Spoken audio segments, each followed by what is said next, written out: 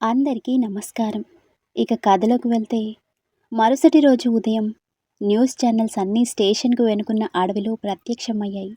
Scroll అవుతున్న news చూసి JP shock అయ్యాడు. అప్పుడే దేవిక ప్రెస్ ముందుకు వచ్చింది. మేడం, ఏం జరిగింది? నిన్న రాత్రి మా స్టేషన్ మీద మాఫియా డాన్ సూర్యభాయ్ అటాక్ చేశాడు. మా కస్టడీలో ఉన్న కమల్ తన స్నేహితులను తప్పించడానికి ప్రయత్నించాడు. అలాగే కమల్ తన స్నేహితులు నిన్న లొంగిపోయిన 5 కుర్రాళ్ళని చంపడానికి ప్రయత్నించారు. మేడం, వాళ్ళనెందుకు చంపాలనుకున్నారు? బహుశా వాళ్ళ తప్పు దాచడానికి కావచ్చు. మేమే తప్పు చేశామని వాళ్ళు స్టేట్మెంట్ ఇచ్చారు. తర్వాత మనసు మార్చుకుని నిజం చెప్పేస్తారేమోనని భయపడ్డారేమో. అది సరే మేడం, మరి కమల్ని వాళ్ళ స్నేహితుల్ని ఎవరు చంపారు? చంపింది వీళ్ళే అంటూ ముందు రోజు లొంగిపోయిన కుర్రాళ్ళని మీడియా ముందు నిలబెట్టింది. మేము సూర్యాబాయిని అడ్డుకుంటూ ఉండగా ఈ 5 కుర్రాళ్ళ మీద కమల్ స్నేహితులతో అటాక్ చేశాడు. పాపం, వాళ్ళ ప్రాణాలు కాపాడుకునే ప్రయత్నంలో కమల్ని వాళ్ళ 4 స్నేహితుల్ని చంపాల్సి వచ్చింది. అవును, మేడం చెప్పింది కరెక్టే. వాళ్ళ ప్లేస్లో మేము లొంగిపోతే డబ్బులిస్తామన్నారు. కానీ ఇలా ప్రాణాలు తీయడానికి ప్రయత్నిస్తారని ఊహించలేదు. మేడం లేకపోయింటే మేము బ్రతికే వాళ్ళం కాదు. ఇప్పుడు నిజం చెప్తున్నామండి, మాకు ఆ కేసుతో ఎలాంటి సంబంధం లేదు. మైనర్స్ కదా, శిక్ష తక్కువ పడుతుంది. డబ్బులు ఎక్కువ ఇస్తామని ఆశ పెట్టి మమ్మల్ని లొంగిపోయేలా చేశారు. విన్నారు కదా, అసలు హంతకులు వాళ్ళే. తప్పించుకోవాలని చూశారు.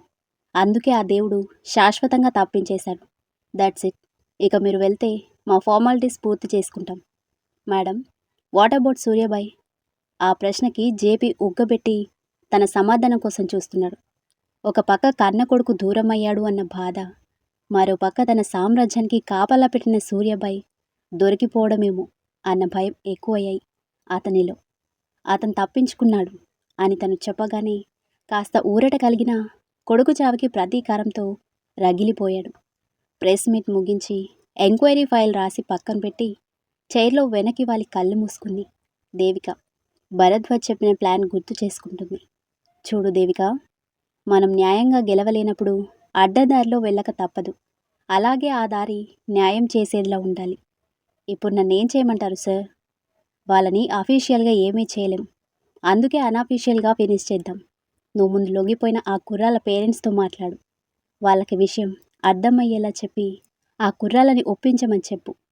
వాళ్ళు ఒప్పుకున్న తర్వాత మన వాళ్ళతో ఒకరిని సూర్యాబాయిలా ముసుగులో రప్పించి స్టేషన్లో హడావిడి సృష్టించు.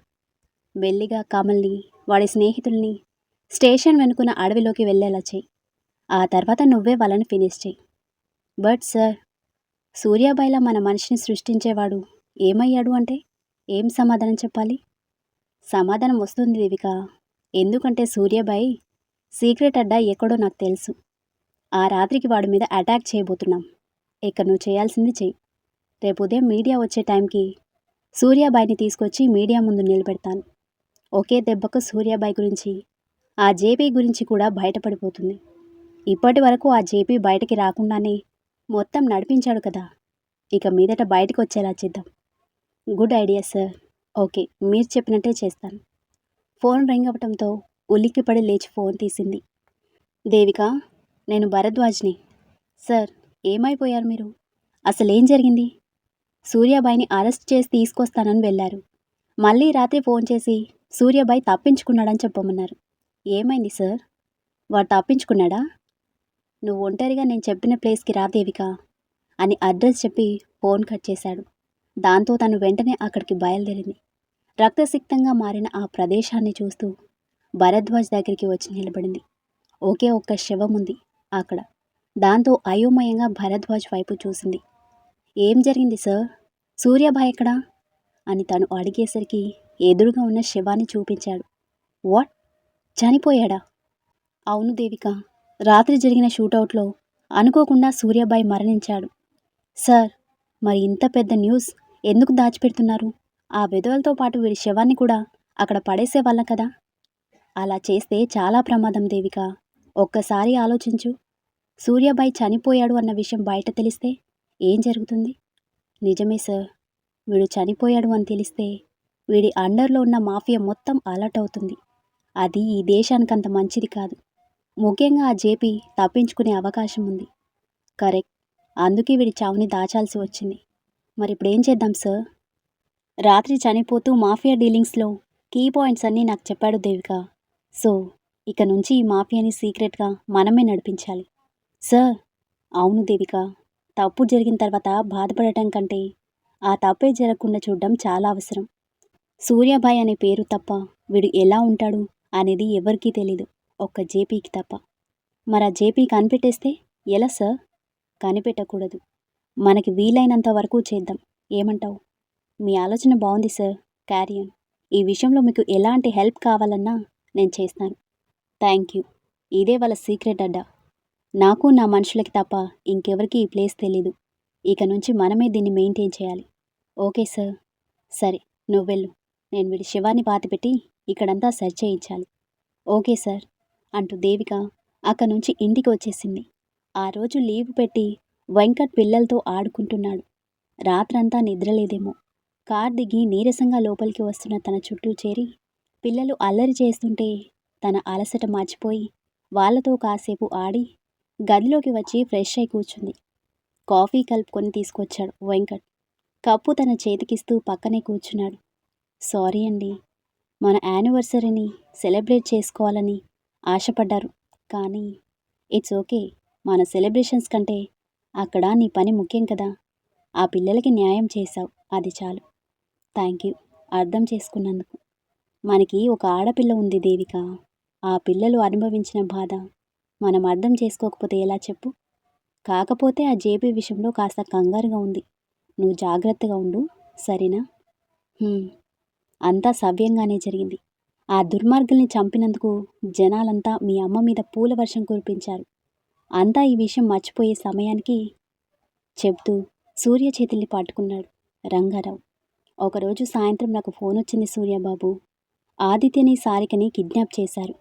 ఆ జేపీ ఫోన్ చేసి దేవిక ఇంటికి తీసుకువెళ్ళకపోతే వాళ్ళిద్దరినీ చంపేస్తానని బెదిరించాడు. అందరినీ పోగొట్టుకుని వాడే నా ప్రపంచంగా బ్రతుకుతున్నాను. ఆదిత్యని కాపాడుకోవాలనే తాపత్రయంలో వాడంతా దుర్మార్గం చేస్తాడని ఊహించకుండా వాణ్ణి మీ ఇంటికి తీసుకొచ్చాను. అదే నేను చేసిన తప్పు. మొత్తం కుటుంబాన్ని చంపేశాడు వాడు అంటూ కన్నీళ్లు పెట్టుకున్న రంగారావుని చూసి జాలేసింది సూర్యకి. ప్రమాణపూర్తిగా చెప్తున్నాను బాబు, నేను వాడికి అమ్ముడు పోలేదు. నిస్సహాయ స్థితిలో వాడికి సహాయపడ్డాను. దాని ఫలితం ఇప్పటికీ ఆ మానసిక క్షోభతో శిక్ష అనుభవిస్తున్నాను. నన్ను క్షమించు సూర్యబాబు. సూర్య ఆయన్ని హత్తుకొని భుజం తట్టాడు. ఆయన మనసు కాస్త ఊరట చెందింది. సూర్యతో ఇంకా ఏదో చెప్పబోతూ ఫిట్స్ వచ్చి పడిపోవటంతో స్నేహ, సిద్ధు, సూర్య ఆయన్ని హాస్పిటల్కి తీసుకువచ్చారు. స్నేహ ఏడుస్తూ సూర్య చేతుల్ని పట్టుకుంది. నన్ను క్షమించరా, నిన్ను అనుమానించాను. ఆ సూర్యాబాయి స్థానంలో నువ్వు ఉన్నావని నాకు ఇప్పుడే అర్థమైంది. కానీ నీకు తెలియకుండానే అమ్మ ఆశయానికి అండగా నిలబడ్డావు. ఆ రోజు నిన్ను ఆదిత్యని కిడ్నాప్ చేశారా? అవును, తాతయ్య చెప్పింది నిజమే. నేను ఆదిత్యతో ఎక్కువగా కనిపించేసరికి ఇద్దరం తాతయ్య మనవలమే అనుకున్నారు వాళ్ళు. కిడ్నాప్ చేసి కాసేపటికి మన ఏరియాలో వదిలేసి వెళ్ళిపోయారు.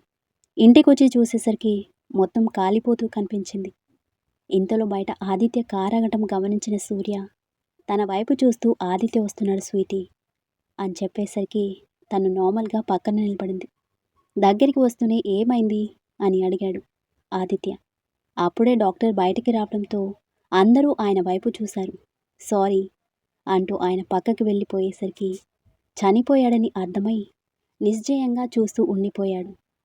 18 ఏళ్ల ఆయన మానసిక క్షోభ సూర్యకి నిజం చెప్పి క్షమాపణ అడిగిన తర్వాత తీరింది. అతనికి నిజం చెప్పడం కోసమే ప్రాణాలు అరచేతుల్లో పెట్టుకొని బ్రతికాడేమో అనిపించింది సూర్యకి. ఆదిత్యకి ఉన్న ఒకే ఒక్క రక్త సంబంధం దూరం అయ్యేసరికి బాధలో మునిగిపోయాడు. సూర్య, సిద్ధు హాస్పిటల్లో ఫార్మాలిటీస్ పూర్తి చేయించి ఆయన శవాన్ని తీసుకుని ఇంటికి బయలుదేరారు. రంగారావు చనిపోవడంతో ఆదిత్య దిగాలు పడిపోయాడు. పోస్ట్ మార్టం తర్వాత శవాన్ని అప్పగించటంతో సిద్ధు, సూర్య అంత్యక్రియలకి ఏర్పాట్లు చేశారు. ఆదిత్య ఆయనకి తల కొరివి పెట్టి కన్నీళ్లు పెట్టుకుంటే చూస్తూ ఉండలేకపోయాడు సూర్య.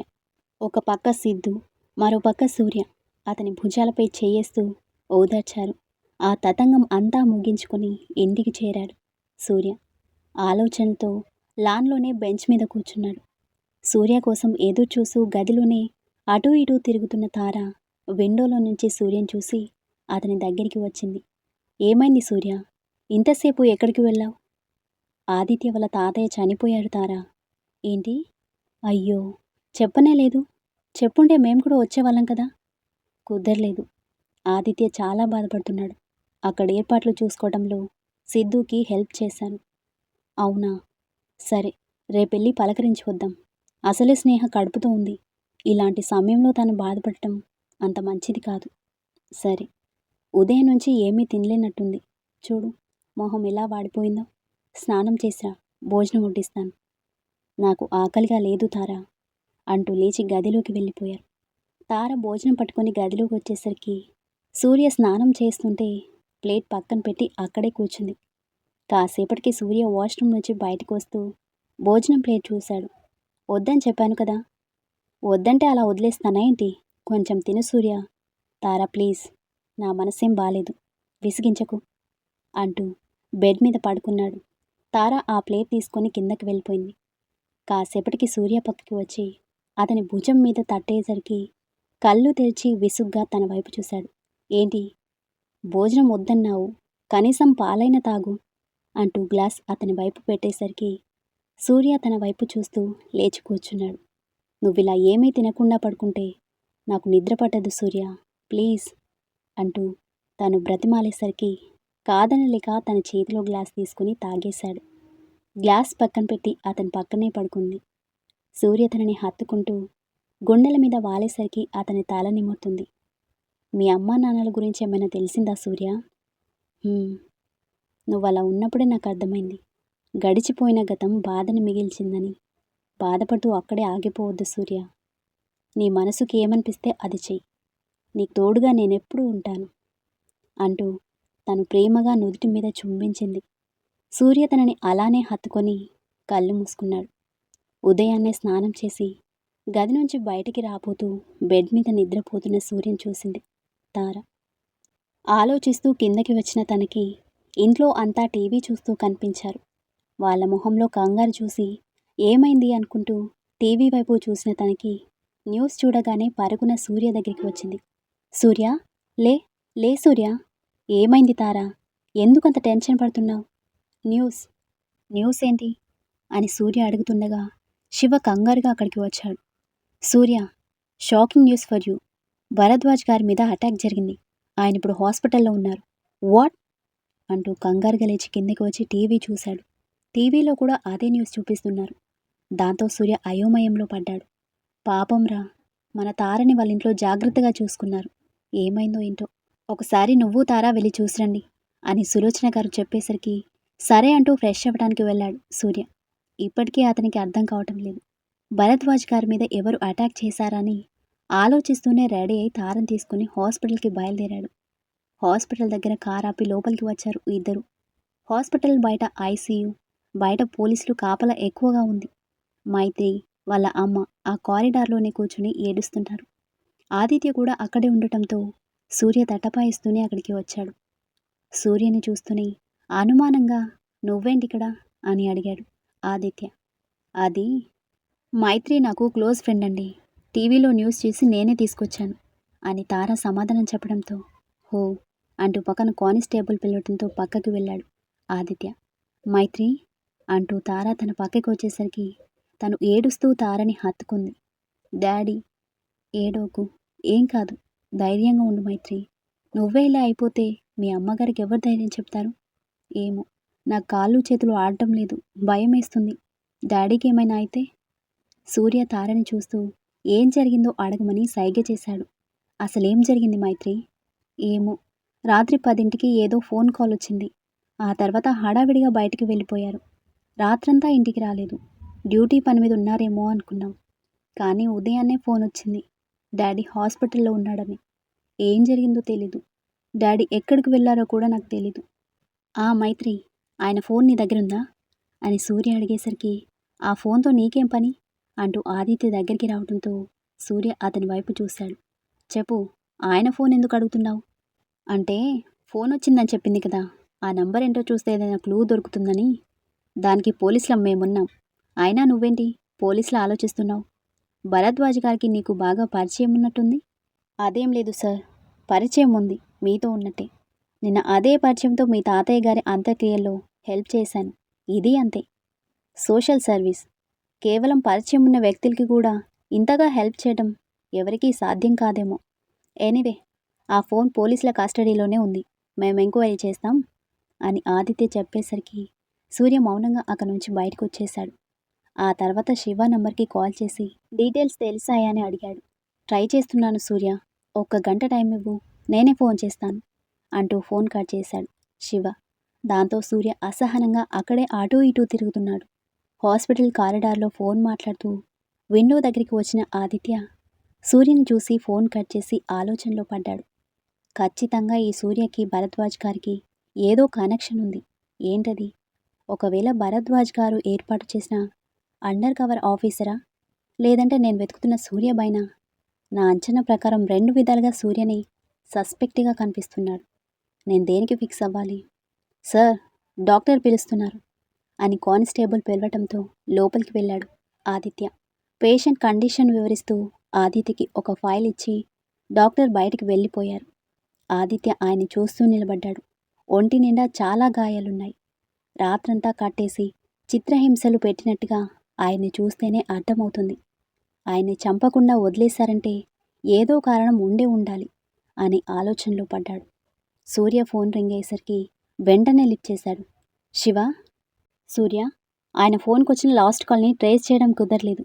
బట్ అదొక డంపింగ్ యార్డ్కి దగ్గరలోనే ఉందని తెలిసింది. ఆ ఏరియా మొత్తం సెర్చ్ చేయిస్తున్నాను. గుడ్, వాడెవడో నాకు తెలియాలి, నేను చూసుకుంటాను అంటూ ఫోన్ కట్ చేశాడు శివ. ఇంతలో వెనక నుంచి ఎవరో భుజం మీద చేయి వేయడంతో పక్కకి తిరిగిన సూర్యకి ఆదిత్య కనిపించాడు. ఏమైంది Surya? Any problem? Nothing sir, అది నో ప్రాబ్లం, నేను చూసుకుంటాను. ఓకే. పాపం భరద్వాజ్ గారిని తలుచుకుంటేనే బాధేస్తుంది. ఏమైంది సార్? ఆయన బాగానే ఉన్నారు కదా? అది ఇంకా చెప్పలేమన్నారు డాక్టర్స్. రాత్రంతా ఆయన్ని కట్టేసి చిత్రహింసలు పెట్టారు. పాపం వయసు అయిపోతుంది కదా, తట్టుకోలేకపోయారు. ఆయన ఒంటి నిండా గాయాలే. అక్కడక్కడ సిగరెట్తో వాతలు కూడా పెట్టారు. చెప్తూనే సూర్య ఎక్స్ప్రెషన్ స్కాన్ చేసే పనిలో పడ్డాడు. ఆ విషయం సూర్యకి అర్థమవుతున్నా ఆ క్షణం భరద్వాజ్ గారి పరిస్థితి తలుచుకుంటే కోపం ఆగటం లేదు. పిడికిలి బిగించిన అతని చేతిని గమనిస్తూనే వాడెవడో ఆయన్ని చంపాలి అని కిడ్నాప్ చేయలేదు. చంపాలనుకుంటే ఒక్క షాట్తో చంపేసేవాడు. ఈయన ద్వారా ఎవరికో వార్నింగ్ ఇచ్చినట్టుగా అనిపిస్తుంది. ఎవరై ఉంటారు? అది నాకెలా తెలుస్తుంది సార్? యా, నీకెలా తెలుస్తుందిలే, నేను తెలుసుకుంటాను అంటూ లోపలికి వెళ్ళిపోయాడు ఆదిత్య. ఎలా అయినా భరద్వాజ్ గారిని కలవాలి, ఎలా అని ఆలోచనలో పడ్డాడు సూర్య. స్టేషన్ నుంచి ఫోన్ రావడంతో హాస్పిటల్ దగ్గర సెక్యూరిటీ ఏర్పాటు చేసి స్టేషన్కి బయలుదేరాడు ఆదిత్య. ఇదే సరైన సమయం అనుకుంటూ భరద్వాజ్ గారిని ఉంచిన గదికి వెళ్ళబోతుంటే పోలీసులు అడ్డుకున్నారు. సారీ సార్, ఆయన ఫ్యామిలీ మెంబర్స్కి తప్ప ఎవరికీ లోపలికి వెళ్ళటానికి అనుమతి లేదు అని పోలీసులు ఆపేసరికి సూర్య అక్కడే ఆగిపోయాడు. ఇంతలో భరద్వాజ్ గారి భార్య లోపలికి వెళ్తూ సూర్యని చూసి మాకు కావాల్సిన వాళ్ళే, పంపించండి అంటూ పోలీసులతో చెప్పడంతో సూర్యని లోపలికి అనుమతిచ్చారు. సూర్య అక్కడికి వస్తూనే ఆవిడని చూసి థ్యాంక్స్ చెప్పాడు. సూర్య కదా, నాకు తెలుసు, మీ సారు నాకు అన్ని విషయాలు చెప్పారు. ఆయన స్వార్థం కోసం నీ జీవితాన్ని చీకట్లో కలిపేశానని బాధపడుతూ ఉండేవారు. థ్యాంక్స్ అమ్మా. ఇంతకీ నైట్ ఆయన ఎక్కడికి వెళ్తున్నది మీకు చెప్పారా? లేదు సూర్య, పెద్ద ప్రాబ్లం, వెంటనే వెళ్ళాలి అంటూ హడావిడిగా వెళ్ళిపోయారు. ఆయనతో మాట్లాడు, నీకేమైనా తెలియచ్చు అని ఆవిడ చెప్పేసరికి సూర్య లోపలికి వెళ్ళాడు. మైత్రి వాళ్ళ నాన్నని చూసి ఏడుస్తూ ఉంది. వాళ్ళ అమ్మ తనని ఊరడిస్తూ బయటికి పంపించింది. ఆ తర్వాత సూర్య ఆయన పక్కనే కూర్చున్నాడు. సార్, మీకేం కాదు, భయపడకండి. ఎవరో మీరు చెప్పగలిగితే ఓకే, లేదంటే నేనే తెలుసుకుంటాను. మీరేమైనా చెప్పగలరా అని సూర్య అడిగేసరికి ఆయన మెల్లగా కళ్ళు తెరిచి సూర్య చేతిని పట్టుకున్నారు. కానీ సరిగ్గా మాట్లాడలేక ఇబ్బంది పడుతుంటే సూర్య ఆయన్ని సముదాయించాడు. ఓకే సార్, మీరు స్ట్రెస్ తీసుకోకండి, నేను చూసుకుంటాను అంటూ ఆయనకి ధైర్యం చెప్పి బయటికి వెళ్ళబోతుంటే జేపీ అంటూ మాటలు కూడా తీసుకొని చెప్పాడు. అంతే, సూర్య అడుగు అక్కడే ఆగిపోయింది. అంతలోనే ఆయన స్పృహ కోల్పోవడంతో ఆయన ఇబ్బంది పెట్టకుండా బయటకు వచ్చేశాడు. తార బయట వెయిట్ చేస్తూ ఉంది. సూర్య రావడంతో ఏమైంది అని అడిగింది. తర్వాత చెప్తాను పదా అంటూ తారని తీసుకుని అక్కడి నుంచి బయలుదేరాడు. తారని ఇంటి దగ్గర దించేసి శివని వాళ్ళ డెన్కి రమ్మని మెసేజ్ చేసి సూర్య కూడా అక్కడికి వచ్చాడు. ఏమైంది? అందరినీ డెన్కి రమ్మని మెసేజ్ చేశావు? భరద్వాజ్ గారి మీద అటాక్ చేసిందెవరో తెలుసుకోవాలి కదా సూర్య. ఎవరో తెలిసిందా? ఎవడు వాడు? JP. What? You Jayaprakash patwari? అవును, బట్ అతను కొన్ని ఇయర్స్ బ్యాకే అబ్స్కండ్ అయ్యాడు కదా. వాడు తిరిగొచ్చాడు శివ. భరద్వాజ్ గారు నన్ను ముందే హెచ్చరించారు, కానీ అది కేవలం పుకారని కొట్టిపడేశాను. దాని ఫలితమే ఈరోజు భరద్వాజ్ గారికి ఈ పరిస్థితి వచ్చింది. మై గాడ్, ఇన్నేళ్ల తర్వాత వాడెందుకు ఇండియాకి తిరిగి వచ్చాడు? వచ్చి రాగానే భరద్వాజ్ గారి మీద అటాక్ ఎందుకు చేశాడు? వాడిక్కడ లేకపోయినా వాడు స్థాపించిన మాఫియా సూర్యాబాయ్ కంట్రోల్లో సురక్షితంగా ఉంటుందని నమ్మకంతో అండర్ గ్రౌండ్లోకి వెళ్ళిపోయాడు. కానీ ఆయన ఆలోచన తప్పైందని ఇప్పటి వరకు తెలుసుకోలేకపోయాడు. ఈ 15 సంవత్సరాల్లో మాఫియా సగానికి పైగా అంతమైంది. కారణం భరద్వాజ్ గారు సూర్యాబాయిని చంపి ఆ స్థానంలో నన్ను ఉంచడం వల్ల. ఎలాగో ఆ జేపీ ఆ విషయాన్ని కనిపెట్టి ఉంటాడు. అందుకే భరద్వాజ్ గారిని కిడ్నాప్ చేసి ఆయన చావు అంచుల వరకు తీసుకెళ్ళి ఆయన ద్వారా నాకు వార్నింగ్ పంపించాడు. మై గాడ్, ఇది అసలు ఊహించలేదు సూర్య. నేను కూడా భరద్వాజ్ గారు చెప్పినప్పుడే నేను అలర్ట్ అయి ఉండాల్సింది, కానీ నిర్లక్ష్యం చేసి తప్పు చేశాను. శివ, వెంటనే మన టీం మొత్తాన్ని అలర్ట్ చేయి. అలాగే ఎవరిని సూర్యాబాయ్ డెన్ దగ్గరికి వెళ్ళొద్దని చెప్పు. నాకు తెలిసి ఆ జేపీ అక్కడే ఉండుంటాడు. మన వాళ్ళెవరు వాడి చేతికి చిక్కినా సమస్యల్లో పడతారు. వెంటనే అందరికీ ఇన్ఫర్మేషన్ పంపించు అంటూనే చుట్టూ చూసి, అవును విఠలెక్కడా అని అడిగాడు. వాడు, ఓ మై గాడ్ సూర్య, వాడు డెన్ దగ్గరికి వెళ్తున్నానని ఇందాక ఫోన్ చేసి చెప్పాడు. వాట్ షిట్, ఫోన్ చేయవాడికి. శివ ఫోన్ తీసి విఠల్ నెంబర్కి కాల్ చేశాడు. స్టోరీ నచ్చితే లైక్ చేయండి, కామెంట్ చేయండి, ఇంకా సబ్స్క్రైబ్ చేసుకోండి. Thank you. మళ్ళీ కలుద్దాం.